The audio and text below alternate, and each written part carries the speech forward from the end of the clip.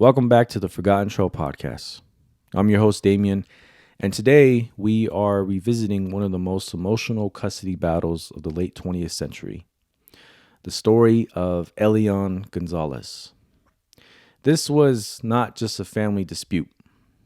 You see, it became a global spectacle, bringing questions of child welfare, international relationships, and political ideologies to the forefront. The story of Elian Gonzalez begins tragically in November 1999. Elian was a 6-year-old boy from Cuba. He was found clinging to an inner tube off the coast of Florida. He was one of the 3 survivors of a failed attempt by a group of Cubans, including his mother, to escape the island by boat. Tragically, his mother drowned during the journey. Elian was rescued by a fisherman and brought to Miami, where he was placed in the care of his great uncle and extended family. But his arrival in the United States was just the beginning of a month-long legal and political issues. At the heart of the case was this question: who should have custody of Elian Gonzalez? In Miami, Elian's great uncle and other relatives argued that he should remain in the United States, where he could have a brighter future, free from the oppression reign in Cuba. They believed that his mother's sacrifice was a testament to her desire for him to grow up in freedom. However, back in Cuba, Elian's father, Juan Gonzalez, demanded his son's return. He argued that Elian's sole surviving parent, he had the right to raise him. This brought this case into the realm of the U.S. immigration law and even sparked debates over parental rights versus political asylum.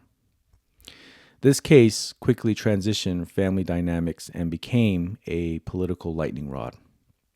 Miami and Cuban-Americans saw Elian as a symbol of defiance against the reign in Cuba. For them, keeping Elian in the United States was about more than his welfare. It was a stand against communism.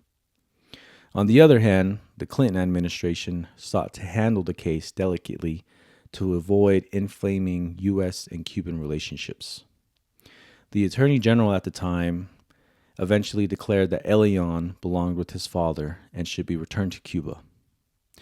What followed was a legal battle over custody and asylum, with both sides presenting arguments about what was best for Elian as a child and as a political symbol.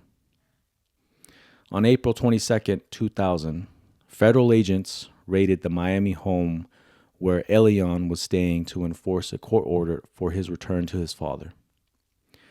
The raid became infamous for a now iconic photograph of an armed agent confronting a terrified Elian and his caretaker. Elian was reunited with his father shortly afterwards. The two returned to Cuba in June 2000, ending the legal battle but not the controversy. In Cuba, Elian was hailed as a national hero and a symbol of the country's defiance against the U.S. imperialism. The Elian Gonzalez case remains a defining moment in U.S. and Cuba's relationship, and even stark a reminder of how personal stories can be overshadowed by political agendas. It raises questions we still grapple with today. What should take precedence? Parental rights or political ideologies? How do we balance the needs of the child with the larger social narrative we project onto them? For Elian, the years following his return to Cuba were reportedly quiet. He grew up, joined the military, and later pursued a career in engineering. Now an adult, Elian reflects on his journey as one that's shaped by forces far beyond his control. In conclusion, this story, and just like any other one, is thought-provoking, and it does make you think about everything that goes on in the world.